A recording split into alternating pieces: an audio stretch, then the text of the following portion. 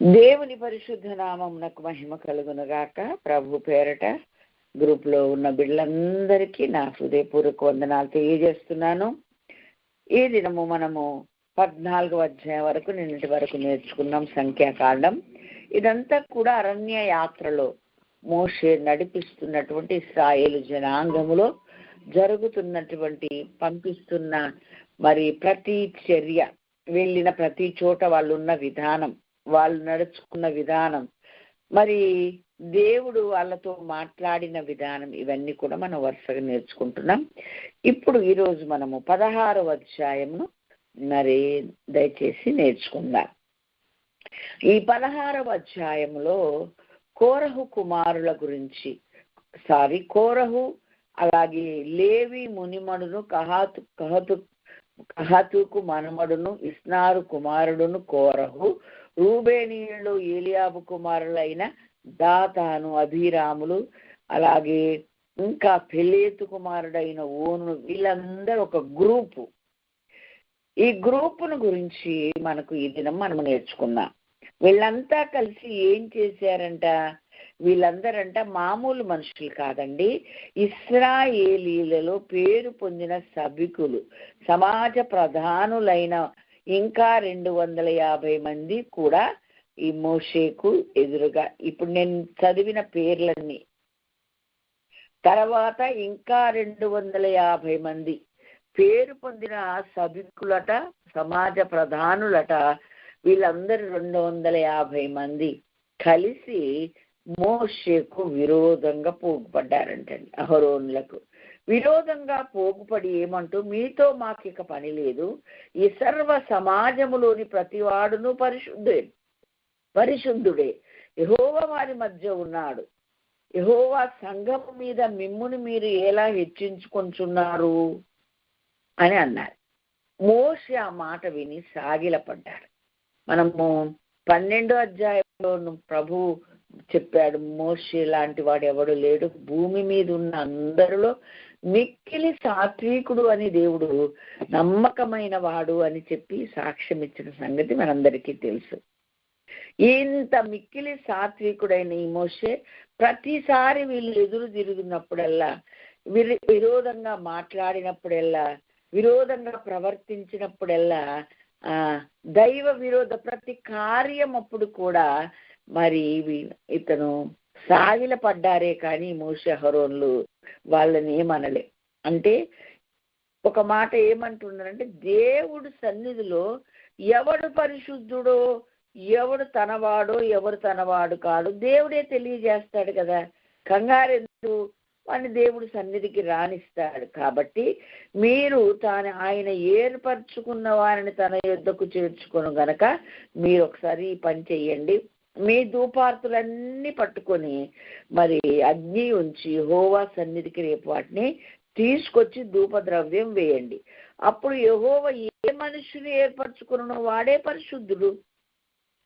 లేవి కుమారులారా, మీతో నాకు ఇక పని లేదు. మరియు మోషే కోరహుతో ఇట్లనెను, లేవి కుమారులారా వినుడి, తన మందిర సేవ చేయుటకు యెహోవా మిమ్మును తన యొద్దకు చేర్చుకొనుటయు, మీరు సమాజము ఎదుట నిలిచి వారు చేయవలసిన సేవ చేయునట్లు ఇశ్రాయేళ్ల దేవుడు మిమ్మల్ని సమాజంలో ప్రత్యేక పరిస్థితి. మీకు అది చాలా అల్పంగా కనబడుతుందా?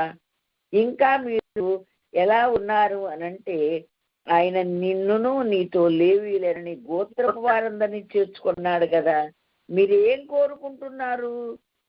యాజకత్వం కోరుకుంటున్నారా? సరే, కోరుకుంటే పర్వాలేదు. మీరు రేపు దేవుని సన్నిధికి రండి. దేవుడు ఎవరిని కరెక్టే వాళ్ళు చేసింది, మోషే నువ్వు చేసే తప్పు, అహరోను నువ్వు చేసే తప్పు అని ఆయన చెప్తే మేము తప్పుకుంటాం. మేమేం అక్కడ ఉండం. దేవుడు ఎవరిని ఎంచుకుంటే, ఎవడు పరిశుద్ధుడని ఎంచితే, ఎవరిని ఆయన ఆ స్థానంలో నిలబెడితే వాళ్లే ఉందాం. రండి, రేపు దేవుని సన్నిధికి మీరు ఇలా సిద్ధపడి రండి అని చెప్పి మేము అంటే వాళ్ళు అంటారు, మేము రాము. ఈ అరణ్యములో మమ్మల్ని చంపడానికి తీసుకొచ్చావా? పాలు తేళ్లు ప్రవహించు దేశంలో నుండి మమ్మల్ని తీసుకొని వచ్చుట చాలనన్నట్టు మా మీద ప్రభుత్వం చేయుటకు నీకు అధికారం కావాలా? అసలు పాలు తేనెలు ప్రవహించే దేశం ఎక్కడుందండి? ఐగుప్తు పాలు తేనెలు ప్రవహించే దేశమా? అసలు వీళ్ళు ఏం మాట్లాడుతున్నారు అంటారు కదా. అంతేకాదు, నీవు పాలు తేనెలు ప్రవహించు దేశంలోకి మమ్మల్ని ఇంకా తీసుకొని పోలేదు. ఇందాకే పాలు తేనెలు ప్రవహించు దేశంలో మమ్మల్ని తీసుకొని వచ్చుట చాలన్నట్టు అన్నాడు. అసలు ఎప్పుడు ప్రవేశించాడు? ఇంకా ప్రవేశించడానికే కదా ప్రయాణం చేస్తున్నారు, వెళ్ళడానికే కదా ప్రయాణం చేస్తున్నారు. ఉన్నదంతా ఐగుప్తు దేశంలో కదా. అంటే ఒక మూర్ఖత్వం, అవివేకమైన, అజ్ఞానమైన, అంధకారమైన మనసు వస్తే వాళ్ళు ఏం మాట్లాడుతున్నారో వాళ్ళకే తెలియదు. ఇంకేమంటారు? మీరు పాలు తేనెలు ప్రవహించు దేశంలోకి మమ్మల్ని తీసుకుని పోలేదు, పొలములు ద్రాక్ష తోటలు గల స్వాస్థ్యం మాకు ఇయ్యలేదు, ఈ మనుషుల కన్నులు ఊడదీదువా మేము రాము అన్నారంట. ఓ దేవుడా! ఏమండి, ఇవన్నీ ఇచ్చేది మోషే అహరోనులా అండి? దేవుడా, ఆయన ఇచ్చే స్వాస్థ్యమును స్వతంత్రించుకొనుటకు వీరందరినీ నడిపించడానికి నాయకులుగా వీళ్ళని ఏర్పాటు చేసుకున్నాడే తప్ప వీళ్ళు ఇస్తారా ఇవన్నీ? కదా. వీళ్ళు అసలు ఏం మాట్లాడుతున్నారు? ఏమన్నా అర్థం ఉందండి? ఇలాగ తిరుగుబాటు చేస్తే మోషే అహరోనులు చాలా బాధపడ్డారు. సరే, ఏమన్నారంటే, పరిష్కారం మీరు రమ్మంటే కూడా రావట్లేదు కదా. మీలో ప్రతివాడు తన తన ధూపార్తిని తీసుకొని వాటి మీద ధూపద్రవ్యం వేసి ఒక్కొక్కడు తన ధూపార్తిని పట్టుకొని 250 ధూపార్తులను యెహోవా సన్నిధికి మీరు తేవాలి. నీవును అహరోనును ఒక్కొక్కడు తన ధూపార్తిని తేవాలని ప్రభువే చెప్పారు. ఇప్పుడు వాళ్ళందరూ వచ్చారు కదా, ప్రత్యేకంగా మరి పోగయి నీకు విరోధంగా లేచారు కదా, వాళ్ళని ఈ పని చేయమని చెప్పుమని ప్రభువే వారికి చెప్పాడు. చెప్పితే వీళ్ళందరూ కూడా ఇవి పట్టుకొని వచ్చారు. కోరహు ప్రత్యక్షపు గుడారం యొక్క ద్వారమునొద్దకు సర్వ సమాజమును వారికి విరోధముగా పోగు చేయగా యెహోవా మహిమ సర్వ సమాజమునకు కనబడను. ఈ కోరహు చూశారండి, తను లేవీడే.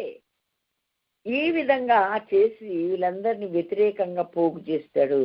అక్కడ సమాజం దగ్గరికి తీసుకొని వెళ్తే అక్కడ యెహోవా మహిమ కనపడింది అందరికీ. అప్పుడు యెహోవా, మీరు ఈ సమాజములను అవతలికి వెళ్ళుడి, క్షణములో నేను వారిని కాల్చివేయుదునని మోషే అహరోనులతో చెప్పగా. ఎంత కోపం వచ్చిందో ప్రభువుకు చూడండి. అప్పుడు ప్రభు ఏమంటున్నాడు అని అంటే, ప్రభు అలా అనేసరికి మోషే ఏమంటాడు? అయ్యా, ఈ ఒక్కడు పాపం చేసినందున సర్వ సమాజాన్ని కాల్చివేస్తావయ్యా, అట్లా చేయకయ్యా. సమస్త శరీరాత్మలకు దేవుడవైన దేవా, ఈ ఒక్కటి పాపం చేసినందున ఈ సమస్త సమాజం మీద నువ్వు కోపపడుదువా అని వేడుకున్నాడు. సరే, అయితే మీరు ఒకటి చేయండి, అందరూ వద్దు. ఎవరెవరు వ్యతిరేకంగా వచ్చారో, ఎవరెవరు వ్యతిరేకంగా పోగయ్యారు, ఎవరెవరు వ్యతిరేకంగా దేవునికి మీకు విరోధంగా మాట్లాడారు, వారందరి గుడారములో నుండి మీరందరూ దూరంగా పారిపోండి. అలాగే ఆ యొక్క ధూపార్తిని తీసుకొని వచ్చారు చూసారా వాళ్ళు, 250 మంది. వాళ్ళు కూడా వాళ్ళు ధూపార్తిని పట్టుకొని అందులో అగ్ని వేసి వాళ్ళు కూడా రావాలి అని చెప్పాడు.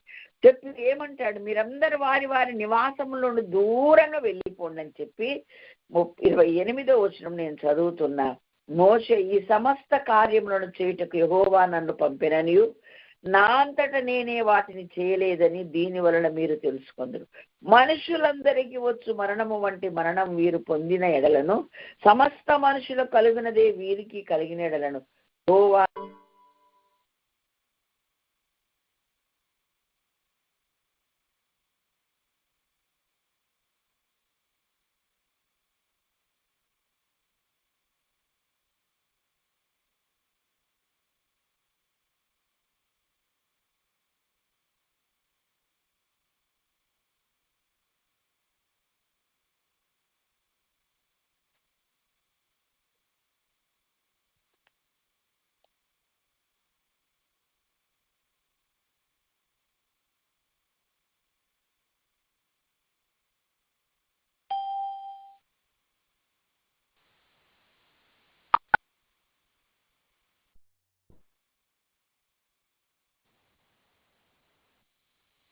దేవుని అనుమతి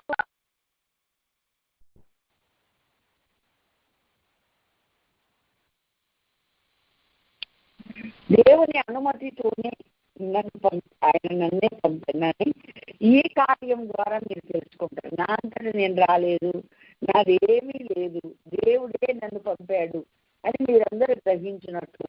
రెండవది, మనుషులందరికీ కలిగే మరణం వీళ్ళకి కలిగితే ఇంకా మేమే సొంతం వచ్చినట్టు అవుతుంది కదా. ప్రత్యేకమైన మరణం వీరికి కలుగుతుంది అని చెప్పి ఎక్కడో అక్కడ వీళ్ళ గుడారములో ఉండి దూరం పోండి దేవుడు సెలవిస్తూ ఉన్నాడు. యెహోవా గొప్ప వింత పుట్టించుట వలన వారు ప్రాణములతో పాతాళములోకి దిగిపోతే అప్పుడు దేవుడే ఈ నడిపించడం కానీ ఈ నాయకులను ఎంచుకుంటాం కానీ ఇదంతా దేవుడి సెలవు ప్రకారంగా జరుగుతుందని సర్వ ప్రపంచం తెలుసుకుంటారు అని చెప్పేసి అంటాడు. అది అన్నది ఆలస్యం లేదు. భూమి తన నోరు తెరచి వారి వారి కుటుంబములను కోణం సంబంధులందరినీ వారి సమస్త సంపాద్యమును మింగివేసెను. వారును వారి సంబంధులందరూ ప్రాణముతోనే పాతాళములో కూడి భూమి వారిని మింగివేసింది. చూసారా ఎంత? మోషేకు అహరోనులకు విరోధంగా మేము లేచాము, వారికి విరోధంగా మేము మాట్లాడుతున్నామని వాళ్ళు అనుకున్నారు. కానీ అది దేవునికి కోపం వస్తుందని, వాళ్ళు వచ్చారు అంటే వాళ్ళు మమ్మల్ని నడిపిస్తున్నాడంటే ప్రతి మాట మాకు చెప్తున్నారు అంటే అది దైవ అనుమతితోనే తప్ప వీళ్ళ సొంతం కాదు అని వాళ్ళకు గ్రహింపు లేదు. ఇష్టానుసారంగా మాట్లాడి అసలు ఏమైంది మనం మాట్లాడుకుందాం తెలుసుకుందామని మేము రాము. మీరు మాకు తోటలు ఇచ్చారా, త్రావిచ్చారా, పాలు దేశం తీసుకొస్తామని తీసుకొచ్చారా అని వీళ్ళ చొక్కేదో ఇచ్చేలాగా అది దేవుడు ఇవ్వాలి కానీ వీళ్ళు నడిపించే వాళ్ళు మాత్రమే కానీ వాళ్ళకి ఇవ్వడానికి అధికారం వాళ్ళకు ఉందా? ఏ గ్రహింపు లేకుండా పరుషంగా ఇష్టం వచ్చినట్టు మాట్లాడి ఆ 250 మంది కూడా ధూపార్తలు పట్టుకొని మీలో ఎవరు అందరూ పరిశుద్ధుల సంఘంలో మీరే నా పరిశుద్ధులను వాళ్ళు చేసి సరి తేల్చుకుందాం రమ్మన్నారు. ఈ కోరబు, దాతాను, అభిరాముల గుడారములు అందరినీ దూరకు వెళ్ళిపోమన్నాడు. అందరూ దూరం వెళ్ళిపోతే దేవుడు ఒక గొప్ప వారున్న స్థలములోనే వారు నిలబడి వాళ్ళ గుడారాలున్న స్థలములోనే భూమి నెర విడిచి ఉన్న ఫలంగా వారందరినీ మింగివేసింది. అలాగే 35వ వచనంలో మరియు యెహోవా యొద్ద నుండి అగ్ని బయలుదేరి ధూపార్పణములు తెచ్చిన 250 మందిని కాల్చి వేసింది.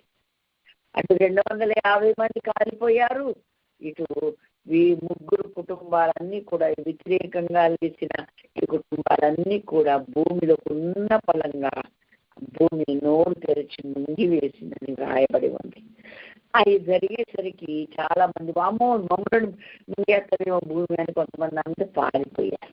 అయితే 41వ వచనం నేను చదువుతున్నాను. ఇశ్రాయేలు మరునాడు అంటున్నట, సర్వ సమాజం మోషే అహరోనులకు విరోధంగా సనుగుచు మీరు యెహోవా ప్రజలను చంపారు అన్నారట. ఈ సమాజం ఎంత గొప్పదో చూడండి. దైవ వ్యతిరేకమైన ఆలోచనలతో, దైవ వ్యతిరేకమైన మాటలతో, దేవుడు చెప్పని పనులు, చెప్పని మాటలు, అలా ఆజ్ఞ లేకుండా దేవుని అనుమతి లేకుండా నియమించిన నాయకులకు విరోధంగా పోగుపడి వాళ్ళు నచ్చినట్టుగా వాళ్ళకు ఇష్టానుసారంగా ప్రవర్తిస్తున్న వీళ్ళందరినీ దేవుడు మరి వాళ్ళకి ఆ దుర్గతి పట్టిస్తే అలా చేసుకున్నంత అంటారు కదా, అట్లా జరిగితే వీళ్ళు ఏమంటారు? మిగిలిన వాళ్ళు మీరు యెహోవా ప్రజలను చంపారు అన్నట్టు. వాళ్ళు యెహోవా ప్రజలకి అలా చేస్తారా? యెహోవా ప్రజలైతే దేవుడు ఎందుకు వాళ్ళని చంపుతాడు? తక్కిన వాళ్ళందరూ ఎందుకు చావలేదు? గ్రహింపు లేదు వీళ్ళకి. ఎప్పుడైతే వాళ్ళు కూడా అలాగా మాట్లాడారో వారు ప్రత్యక్షపు గుడారము వైపు ప్రతిసారి మోషే అహరోనులు సాగిలపడ్డమే వాళ్ళకు వచ్చు. అటువైపు చూడగా మేఘము దాన్ని కమ్మిందంట. యెహోవా మహిమ కనబడింది. అంటే దేవుడు వాళ్ళ మాటలు విన్నాడు. అయితే మీరు అవతలకు పోండి, క్షణములో నేను వారిని నశింపజేయదని మోషేకు సెలవీయగా మళ్ళా సాగిలపడ్డారు వాళ్ళు. అప్పుడు అన్నాడు కదా, తెగులు ప్రారంభమైంది. అహరోను, నువ్వు బలిపీఠపు నిప్పులతో దుపార్తిలో వేసుకుని వేగంగా సమాజం యుద్ధకు వెళ్ళిపోయి ప్రాయశ్చిత్తం చేయి అని చెప్పాడు. చెప్పగానే ఈ అహరోను గబగబ ధూపార్తిలో బలిపీఠం మీద ఉన్న నిప్పులు వేసుకుని మరి ఎక్కడికి వెళ్ళాడండి? బ్రతికిన వారికి చచ్చిన వారికి మధ్య నిలబడగా తెగులు ఆగిపోయింది. పరిగెత్తుకు వెళ్ళాడు. ఆలస్యం చేయొద్దు, వేగరమే వెళ్ళు, మిగిలిన సమాజం కూడా నాశనం అయిపోతున్నారు అని చెప్పి గట్టిగా కేక వేసేసరికి మోషే అహరోను ఆ పని చేసి ఆ సమాజం మధ్యకి వెళ్తే అప్పటి వరకు ఉన్న చనిపోయిన వారు చనిపోయారు, మిగిలిన తెగులు ఆగిపోయింది. అలా తిరుగుబాటును వలన చనిపోయిన వారు కాక 14,700 మంది ఇప్పుడు తెగులు చేత చచ్చారంట. ఏమండి, ఎంత అవివేక అజ్ఞానమైన మనుషులు మనం గమనించాలి. వాళ్ళ అవివేకమే వాళ్ళని చంపింది కదండి. ఆ తెగులు వల్ల 250 మంది దీపార్తులు పట్టుకొని చచ్చారు. మోషే అభిరామ్ కుటుంబాలు చచ్చారు. మళ్ళీ ఇప్పుడు వీళ్ళు. ఆ తెగులు ఆగినప్పుడు అహరోను ప్రత్యక్ష గుడారమిక ద్వారం దగ్గరనున్న మోషే యొద్దకు తిరిగి వచ్చాడు. అయ్యా, ఇట్లా అయిపోయింది, ఏంది, నేనైతే నిలబడ్డాను, తెగులికి ఆగిపోయింది, చచ్చిపోయారన్ను. అది లెక్కేస్తే 14,700 మంది. మళ్ళా దేవుడు మోషేకి ఏం సెలవిచ్చాడంటే, మీరు ఇప్పుడు మిగిలిన వారు గోత్రమునకు ఒక్కరు చొప్పున ఒక్కొక్కరు ఒక కర్ర తీసుకుని ప్రధానులందరూ వారి వారి పేర్ల కర్రల మీద గోత్రానికి ఒకరు చొప్పున రాయండి. లేవి గోత్రానికేమో అహరోను పేరు రాసి అవన్నీ కూడా ప్రత్యక్షపు గుడారములోని శాసనముల ఎదుట వాటిని ఉంచండి. అప్పుడు నేను ఎవరిని ఎంచుకున్నానో, నేను ఎవరిని ఎంచుకుంటున్నానో, ఎవరిని ప్రత్యేకపరిచానో, ఎవరిని పరిశుద్ధపరిచానో స్పష్టంగా మీకు అర్థమయ్యేలాగా నేను తెలియజేస్తాను, ఆ పని చేయండి అని చెప్పాడు దేవుడు. చెప్పితే మోషే అలాగే చెప్పాడు. వెంటనే 12 గోత్రాల్లో ఉన్న ప్రముఖులు ఎవరికి వాళ్ళు ఒక కర్రను తీసుకొచ్చి ఆ గోత్రపు యొక్క ఆ పేరు రాశారు. లేవి గోత్రానికి మాత్రం అహరోను పేరు రాసి అవన్నీ మోషేకి ఇస్తే మోషే తీసుకెళ్ళి అవన్నీ కూడా మరి శాసనముల దగ్గర పెట్టాడు. అక్కడ అంటాడు, నేను మీతో ఎక్కడైతే మాట్లాడతానో ఆ శాసనముల దగ్గర మీరు నేను మిమ్మల్ని కలుసుకున్న ప్రత్యక్షపు గుడారములోని శాసనముల ఎదుట వాటిని ఉంచవలను అన్నాడు. అప్పుడు నేను ఎవరిని ఏర్పరచుకుందునో వాని కర్ర చిగురించును. అవన్నీ కూడా ఎండిపోయిన కర్రలే కదండి. దేవుడు అద్భుతం చేసి అప్పుడు ఈ సనుగులిక నాకు వినబడకుండా, వీళ్ళు సనగకుండా నేను చేస్తాను అంటే మోషే అలాగే వాళ్ళకి చెప్పాడు. అలాగే అందరి కర్రలు తీసుకొచ్చారు. ఒక్కొక్క ప్రధానునికి ఒక్కొక్క కర్ర చొప్పున 12 కర్రలు అతనికి ఇచ్చిరి. అహరోను కర్రయు వారి కర్రల మధ్య ఉండేను. మరునాడు మోషే సాక్ష్యపు గుడారములోనికి వెళ్ళి చూడగా లేవి కుటుంబముదైన అహరోను కర్ర చిగిర్చి ఉండేను. అది చిగిర్చి పువ్వులు పూసి బాదాము పండ్లు కలదాయెను. దేవునికి స్తోత్రం, హల్లెలూయా. ఇప్పుడు తక్కిన కర్రలు ఏవి చికిత్సలేదు కదండి, ఒక్క మోషే కర్రే చికిత్సింది కదండి. ఇప్పటికైనా వీళ్ళకి అర్థం కావాలి కదండి. అర్థమయ్యేలాగా దేవుడు చేశాడు. అది నేటికి కూడా ఆ శాసనముల ఆ మందసముఖంలో ఉంది అని వాక్యం ద్వారా మనము నేర్చుకుంటూ ఉన్నాం. దేవునికి స్తోత్రం, హల్లెలూయా. అందరూ నోరు మూసుకొని ఇంకా ఎవరు మాట్లాడలేదు. అది చిగుర్చడమే కాదండి, పువ్వులు పూసి బాదాము పండ్లు కూడా వచ్చినాయంట. అంటే దాని అర్థము అతడి పరిపక్వతకు గుర్తుగా దేవుడు అది చెప్పాడు. ఏమండి, మోషే అహరోనులు ప్రారంభం నుండి తల్లి ఎలా పెంచిందో, అమ్రామ్ ఎలా పెంచాడు, వాళ్ళ తపన ఏంటో, వాళ్ళ ఆశ ఏంటో చూసే కదండి దేవుడు వాళ్ళని ప్రత్యేకంగా పిలిచాడు. వాళ్ళను దేవుని మహిమ కొరకు నిలబెట్టుకున్నాడు. ఎంత చేసినా వీళ్ళకి మాత్రం ఇప్పటిదాకా ఇంకా వాళ్ళ మీద కోపంతోనే సనుగుతూనే వాళ్ళకు వ్యతిరేకంగా మాట్లాడతారు. వీళ్ళకి వ్యతిరేకంగా మాట్లాడతాడు దేవుడు వింటున్నాడని, ఆ సనుగులు దేవుడు వింటాడని, వాళ్ళ చర్యలు దేవుడు చూస్తాడని, దేవుని కోపం వస్తుందని ఇంగిత జ్ఞానం వీళ్ళకి లేదు. ప్రతిసారి ఒక పరీక్ష దేవుడు పెడుతున్నాడు. ఆ పరీక్షలో వీళ్ళు ఫెయిల్ అయిపోతూనే ఉన్నారు. మోషే అహరోనులు ఇంకా తగ్గిన సమాజం వారు కొంతమంది నిలుస్తున్నారు. అర్థం కావాలి కదండి. ఇంకా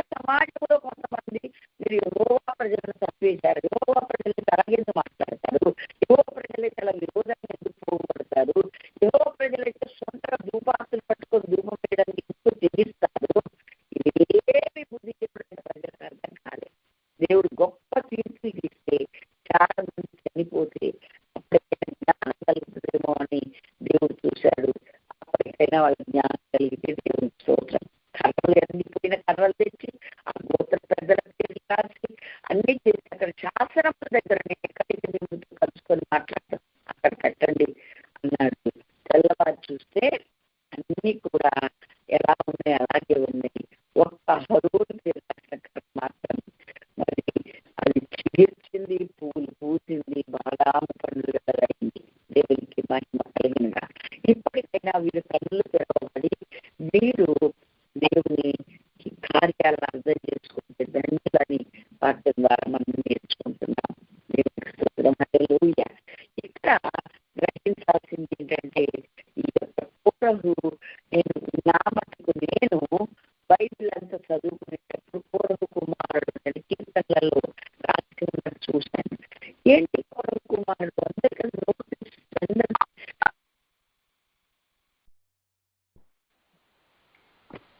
ఇప్పుడు మోషే అహరోనులకు విరోధంగా లేచిన వాళ్ళన్నిట్లో కూడా ఫెయిల్ అయిపోయి తన ప్రజలను దేవుడు ఎన్నుకున్న ఆ నాయకులు ఏ విధంగా ఎన్నుకున్నానో రుజువుపరిచాడు. దేవునికి మహిమ కలిగినగాక.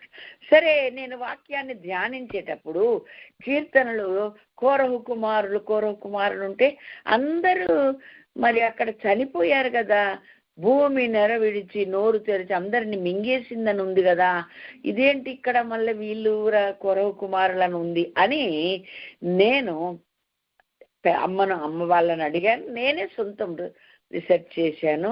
ఎందుకంటే 34 యెషయా గ్రంథం 16వ వచనంలో ఉంటుందండి, యెహోవా గ్రంథమును పరిశీలించి చదువుకునుడి అని. లాభం లేదు. ఈ కోరహు కుమారులు ఎలాగ బతికారు, ఎక్కడున్నారు, ఎందుకు, ఏంటి అనేది సంఖ్యాకాండం వరుసగా నేను ఇక చదవడం మొదలు పెడితే 26వ అధ్యాయం 11వ వచనములో భూమి తన నోరు తెరిచి వారిని కోరహును మింగివేసినందునను వారు దృష్టాంతములైరి, అయితే కోరహు కుమారుడు చావలేదు. చక్కగా రాసి ఉంది. ఏం జరిగింది అని అంటే, దేవునికి భయపడి లోబడి, అయ్యా మేము ఈ లిస్టులో చేరం, మేము నీకు అనుకూలంగా బ్రతుకుతాం, నీకు ఇష్టమైనట్టు బతుకుతాం, వీళ్ళు వ్యతిరేకంగా పోగబడిన వారితో మేము ఏకీభవించం, మేము వీళ్లతో జట్టు కలపం అని పరిగెత్తుకెళ్ళి బలిపీఠపు కొమ్ములు పట్టుకున్నారు గనక వీళ్ళు బ్రతికిపోయారు. అందరు దూరం పరిగెత్తిపోండి అని చెప్పారు కదా. ఈ యొక్క కుటుంబాల శాపాలు నా మీదికి రాకుండానట్లుగా వీళ్ళు వెళ్ళిపోయారనమాట. అందుకని బ్రతికారు. దేవునికి స్తోత్రం. హల్లెలూయా. అలాగే యూదా పత్రికలో మరలా వీళ్ళ గురించి రాసి ఏమనుందంటే, మరి అయ్యో వారికి శ్రమ, వారు కోరహు చేసినట్లు తిరస్కారము చేసి నశించారు అని చెప్పి రాశాడు. ఏమండి, వాళ్ళు ఏం చేశారు? తిరస్కారం చేశాడు. నియమించిన నాయకులకు వ్యతిరేకంగా ప్రవర్తించారు, వ్యతిరేకంగా మాట్లాడారు. అందుకని ఇక్కడ అంటాడు, అయ్యో వారికి శ్రమ, వారు కయీను నడిచిన మార్గం నడిచిరి, బహుమానం పొందవలనని బిలాము నడిచిన తప్పు త్రోవలను నడిచిరి, కోరహు చేసినట్టు తిరస్కారం చేసిన. ఏం చేసి పెడతా తప్పేందంటే, దేవుడు నియమించిన నాయకులు తమ నాయకులుగా ఒప్పుకోవడానికి ఇష్టం లేక తిరస్కరించారన్నమాట. పెద్ద మీరేనా గొప్ప నాయకులు, మీరేనా పరిశుద్ధులు, మేం కాదేంటి, మేమే లేవీలేమే, మీరు లేవీలే, ఇందులో పెద్ద ఏముంది తేడా అన్నట్లుగా వాళ్ళు అవివేకంగా అజ్ఞానంగా హృదయంలో ప్రేరేపించబడి విరోధంగా సరిగి మాట్లాడి ఆ యొక్క లేవీలందరూ కూడా నాశనం అయిపోయినట్టుగా దేవుని వాక్యం ద్వారా మనం తెలుసుకుంటున్నాం. అయితే ఎవరు కరెక్టు, ఎవరిని దేవుడు ఎన్నుకున్నాడు నిగ్గు తేల్చడానికి దేవుడు గోత్రములకు ఒక్క కర్ర తీసుకొస్తే ఆ ఒక్క కర్రలే చిగుర్చి, ఇదిగో వీళ్ళనే నేను యాజకులుగా ఉండుటకు, వీళ్ళనే మిమ్మల్ని నడిపించుటకు నేను ఎంచుకున్న వాళ్ళు వీరేనని మరొక్కసారి రుజువుపరిచాడు. దేవునికి మహిమ కలుగును గాక. కాబట్టి మనము గ్రహించాల్సిన విషయం ఏంటి అనంటే, ఎప్పటికీ దైవ విరోధమైన కార్యాలకు మనం పూనుకోకూడదు. ఎవడైనా లేస్తే వాడికి సపోర్ట్ ఇవ్వకూడదు అనమాట. అది మనం ఎంతో మందిని చూస్తూ ఉన్నాం. కొంతమంది బొట్టు పెట్టుకుంటే కరెక్ట్ అని చెప్పిన ఆ గుంపు ఉంది, అలా పోతారు. అలాగే ప్రసాదం తింటే పర్వాలేదంటే ఓకే అనడానికి వాడుకో గుంపు ఉంటుంది. వీళ్ళందరినా దేవుడి చేత కోపానికి గురి అవుతారు. కనుక ఏది నీచములో ఏది ఘనములో నీవు గుర్తు పట్టిన ఎడల నా నోరు వలె ఉంటావు అన్నాడు ప్రభు.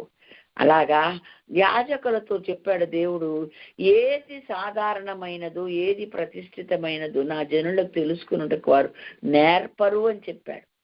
అంటే యాజకులు నేర్పాలి, వీళ్ళు నేర్చుకోవాలి, అందరూ నేర్చుకోవాలి.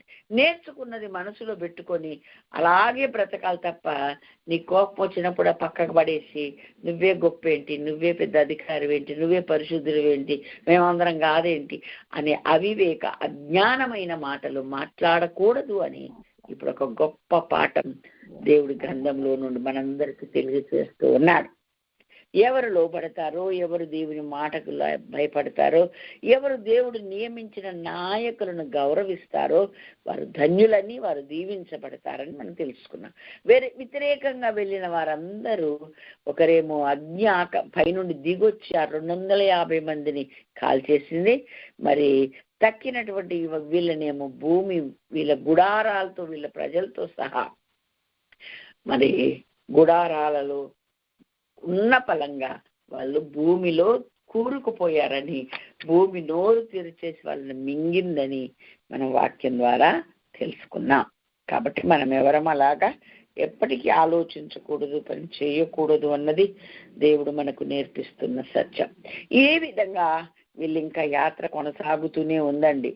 ఎందుకంటే వీళ్ళు చనిపోయారు, చనిపోయినంత మాత్రాన అక్కడ మిరియమ్మకు కుష్ఠవ్యాధి వస్తే ఒక వారం రోజులు ఆ యాత్ర ఆగింది తప్ప మరి ఇక్కడే యాత్ర ఆగలేదు. చనిపోయిన వాళ్ళు చనిపోయినారు. అందుకనే మనం వాళ్ళ శవములు అరణ్యములో రాలినాయని, ఇంకా దాన్ని ఎవరు పట్టించుకునేది లేదు. ప్రయాణం చేస్తూనే ఉన్నారు. కాబట్టి దేవుడు అయితే ఇశ్రాయేలీలు మోషేతో ఇట్లన్నారు, ఇదిగో మా ప్రాణములు పోయినవి, నశించిపోతిమి, మేమందరము నశించిపోతిమి. యెహోవా మందిరమునకు సమీపించు ప్రతివాడును చచ్చును, మేమందరము చావవలసి ఉన్నదా అని పలికిన. చావద్దు, మందిరానికి రావద్దు అంటే మీరు వ్యతిరేకంగా రావద్దు. పరిశుద్ధమైన సేవలు ఎవరు అర్హులో, ఎవరిని నియమించబడ్డారో వాళ్ళే రావాలి, వాళ్ళే ఆ పని చేయాలి. ఎక్కడి దాకా దేవుడు ఒక పద్ధతిని కొనసాగించాడంటే మీరు అందరికీ గుర్తు పెట్టుకోండి, మనం మళ్ళీ ముందు నేర్చుకుందాం. కానీ ఇక్కడ ఒక గుర్తు మీకు చెప్పడానికి ఏంటంటే, సౌలు రాజుగా నియమించబడిన తర్వాత సమూయేలు అన్నాడు, కొన్ని బలులు అర్పించాలి, నేను వస్తాను, మీరు కొంచెం వేచి ఉండండి అన్నాడు. కాసేపు చూసి ఇంకా రాలేదు, జనులు ఏమో చెదిరిపోతున్నారని సాహసించి బలిపీఠం ఎక్కి బలి అర్పించినాడు. అప్పుడే వచ్చేసాడు సౌలు. ఏమన్నాడు కదా సమూయేలు వచ్చి, ఏమన్నాడు, ఎందుకు ఇలా చేసావు, నువ్వు ఎందుకు ఈ అవివేకమైన పని చేశానా? కాదండి, మీ జనులు చెదిరిపోతున్నారు, యెహోవాను శాంతి పరచక ముందుకి వీళ్ళు ఎక్కడ పోతారని మీరు లేటుగా వస్తున్నా, మీరు ఇంకా రాలేదని నేనే సాహసించి ఎక్కి చనిపోయాను. దేవుడు అతని రాజ్యం తీసేసానికి లేదా మీకు మనందరికీ తెలుసు కదా. సదాకాలం ఉంటారని నేను అనుకున్నాను, కానీ ఇతడు సదాకాలం ఇక ఉండడు, నేను వేరే వాడిని కనుగొన్నానని. కానీ 13వ అధ్యాయం మొదటి వాక్యంలో మనకు తెలుసు 40 ఏళ్ళు 2 ఏళ్ళు పరిపాలించాడని రాశారు. మరి కొత్త నిబంధనలోనేమో 40 సంవత్సరాలని రాశారు. అంటే దేవునికి ఇష్టమైనట్టు, ఆయన మనసుకు హత్తుకున్నట్టు, ఆయన చెప్పమంటే చేయమన్న విధానంలో చేసింది 2 ఏళ్లే. తక్షణ చేశాడు పరిపాలన, కానీ అది దేవునికి నచ్చనిదన్నమాట. ఎక్కడ పశ్చాత్తాపం కలగడం కానీ, దేవుని పాదాలు పట్టుకోవడం కానీ, అంతకంతకు వ్యతిరేకంగానే బతికాడు తప్ప మరి అనుకూలంగా బతకలి. ఎందుకంటే వాళ్ళంతా ఇశ్రాయేలుల ఆ పద్ధతి అని ఇక్కడ చెప్తుంది. మరి మేము దేవాలయంలోకి వస్తే చచ్చిపోతామేమో మేము అది అని మళ్ళీ ఇప్పుడు వీళ్ళు మాట్లాడుతూ ఉన్నారు. కాబట్టి దేవుని వాక్యం మనకేం చెప్తుందంటే, ఎవరైతే దేవుడు ఎంచుకున్నాడో, ఎవరిని గుడారమంతటిని కాపాడమని చెప్పాడో, ఎవరిని ఆ యొక్క బలిపీఠం మీద అర్పించాలని చెప్పాడో, ఎవరి యాజకత్వంలో ఉన్నారో వాళ్ళే చేయాలి, కానీ ఇంకొకరు చేయడానికి లేదు. అప్పగించబడిన పనిని నమ్మకంగా చేయాలి అని వాక్యం ద్వారా మనము తెలుసుకుంటూ ఉన్నాం. దేవునికి స్తోత్రం, హల్లెలూయా. మనలో మనమందరం దేవుడు మనకిచ్చిన పనిని నమ్మకంగా చేస్తూ ప్రతి విధమైన వ్యతిరేకమైన ప్రతి చర్యను మనం దూరంగా ఉంటూ మరి దేవుని సేవకులుగా నియమించబడితే, దేవుని బలిపీఠం మీద పరిచర్య చేయవారుగా ఎవరు నియమించబడితే వాళ్లను మనం గౌరవించాల్సిన అవసరము అగత్యత ఉంది అని ఈ కొత్త నిబంధన కాలంలో బ్రతుకుతున్న మనకు కూడా ఒక పాఠంగా దేవుడు చెప్పాడు. ఎందుకనంటే సాహసించి దేవుడు ఎవరికి ఏం చేయమని చెప్పాడు ఆ పనే వాళ్ళే చేయాలి. చాలా మంది, నేను పెద్ద పెద్ద సభలకు వెళ్తుంటాను, ఆ సభల్లోకి వెళ్ళినప్పుడు అమ్మ ప్రార్థన చేసి ఆశీర్వాదం ఇచ్చేయండి అమ్మ అంటారు. నేనంట తప్పు, నేను ఆశీర్వాదం ఇవ్వకూడదు. ఒక అభిషేకించబడిన దైవజనుడు ఎవరైనా ఉంటే వాళ్ళతో ఇప్పించు, ప్రార్థన మాత్రం నేను చేస్తానని చెప్తాను. దేవుడు ఎవరికి ఏ అథారిటీ ఇచ్చాడో ఆ అథారిటీ ప్రకారంగానే ఉండాలి, కానీ మనకు దొరికిందేగా ఈ అథారిటీ అని నేను ఎప్పుడు ఆ పిచ్చి పనులు చెయ్యను. మా పెద్దబాబు అంటూ ఉంటాడు, మా మమ్మీని చూడండి, అసలు ఆమె ఎంతో వాక్యం చెప్పగలిగిన అంత శక్తి ఉన్నా తను వెనక కూర్చున్నది వెనకే, ఏం చేయమంటే అదే చేస్తుంది, పాట పాడమంటే పాట పాడుతుంది, ఆరాధన చేయమంటే ఆరాధన చేస్తా, అలాగే ప్రార్థన చేయమంటే ప్రార్థన చేస్తా, వాక్యం చెప్పమ్మా ఈ వారం నువ్వంటే వాక్యం చెప్పు, అంతకు మినహా మరి ఎందుకు వెళ్తారండి, మేము అందుకే వెళ్తామండి అని ఎవరన్నా అన్నారు. అలా వివేకులు. నేను దేవుని ఆరాధించుకుంటకు నేను ఆయన ఆలయంలోకి వెళ్తా. దేవునికి మహిమ కలుగును గాక. వ్యక్తిగతంగా నేను ప్రతి ఆదివారం పునరుద్ధాన దినం ఆయన ఆరాధించుకోవలసిన ఆ యొక్క ఉంది కనుక, నాకు ఆవశ్యకత ఉంది కనుక నేను వెళ్తాను, అంతే.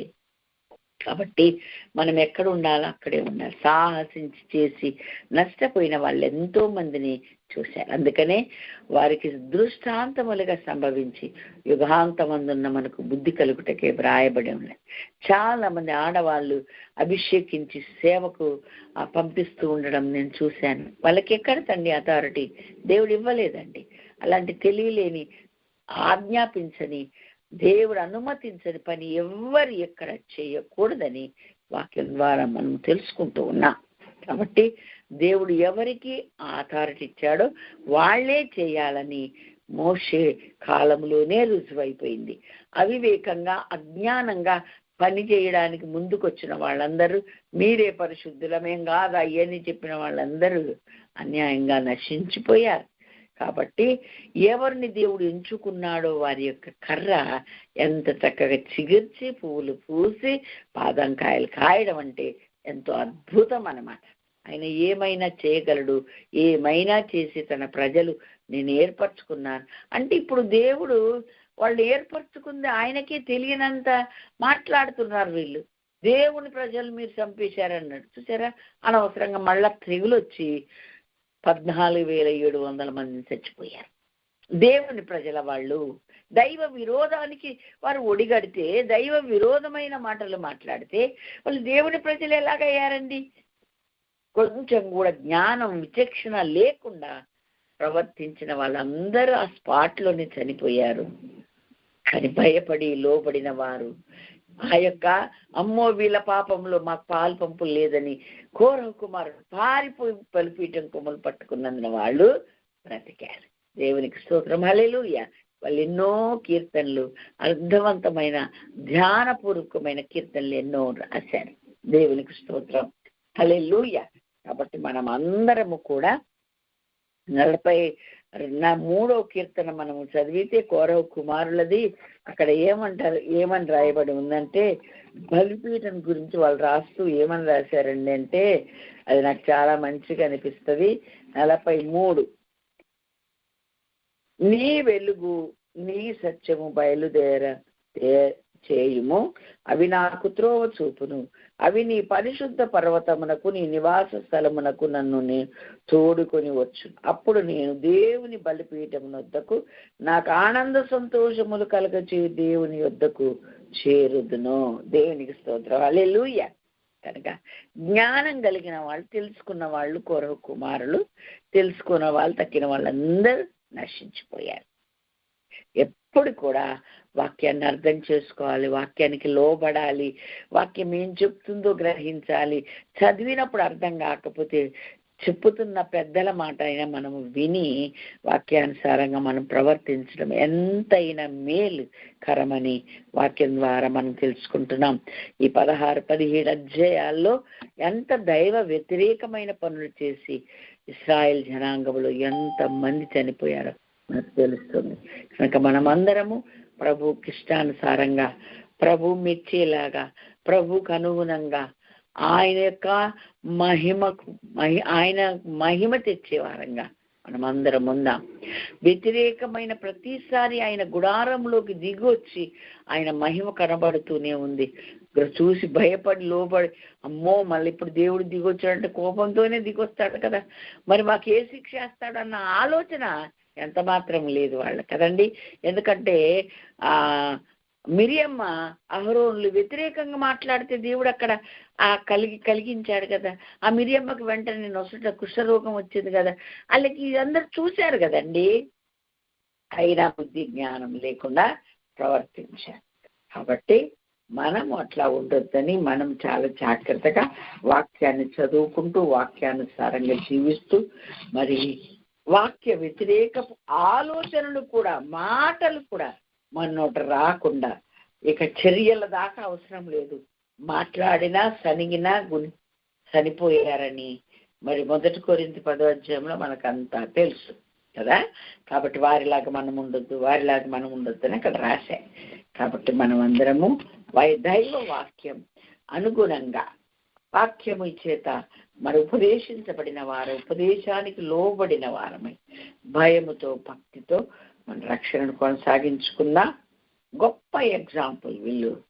దేవుడు ఎన్నుకున్న వాడే పరిశుద్ధుడు తప్ప ఎవరు పడితే వాళ్ళు పరిశుద్ధుడు కాదు అన్నది పాత నిబంధన కాలంలో. అంటే ఆలయంలో పని చేయుటకు వాళ్ళే అర్హులు. ఇప్పుడైతే యేసు రక్తంలో కడగబడిన వాళ్ళందరూ పరిశుద్ధులే. మరలా పాపంలోకి వెళ్లకుండా పవిత్రంగా తమ్మును తాము కాపాడుకుంటూ ఆలోచనలో, మాటల్లో, మరి క్రియల్లో దేవుణ్ణి మహిమపరిచే వాళ్ళుగా ఉంటే వాళ్ళంతా పరిశుద్ధులేనని వాక్యం చెబుతుంది. హిందూస్ ఏమంటారంటే మనస వాచ కర్మన అంటారు. అంటే అదేమంటే మనస్సులో దేవుడు నిండి ఉండాలి, మాటల్లో దేవుని మాటలే ఉండాలి, వాక్యం క్రియల్లో కూడా ఆయన క్రియలు, ఆయన వాక్యమే కనపడాలి. అది మనస్సులో నిండి ఉండాలి, నోరదే మాట్లాడాలి, క్రియల్లో కూడా అదే ఉండాలి. దేవుడు కోరుకుంది అదే. ఆ వాక్యము నీ నోటను, నీ యొద్దను, నీ యొక్క హృదయములోనూ ఉండాలి, ఉంటుంది అని చెప్పాడు. అందుకే రక్షణ కలుగుతుంది అని చెప్పాడు. కాబట్టి మనం ఎప్పుడు దేవుని మాటలు మర్చిపోకూడదు, ఎప్పుడు ఆజ్ఞలు మర్చిపోకూడదు. చాలా జాగ్రత్తగా దేవుని వాక్యాన్ని అనుసరిస్తూ ఆయనకి ఇష్టమైనట్లు, ఆయన మెచ్చేలాగా, ఆయనకు మహిమ తెచ్చేలాగా మనం అందరం బ్రతుకుదాం. అట్టి కృప దేవుడు మనందరికీ అనుగ్రహించునుగాక. దేవుడి వాక్యంను దీవించునుగాక. మరలా వారం మరొక సబ్జెక్ట్ను మనం తెలుసుకుందాం. దేవునికి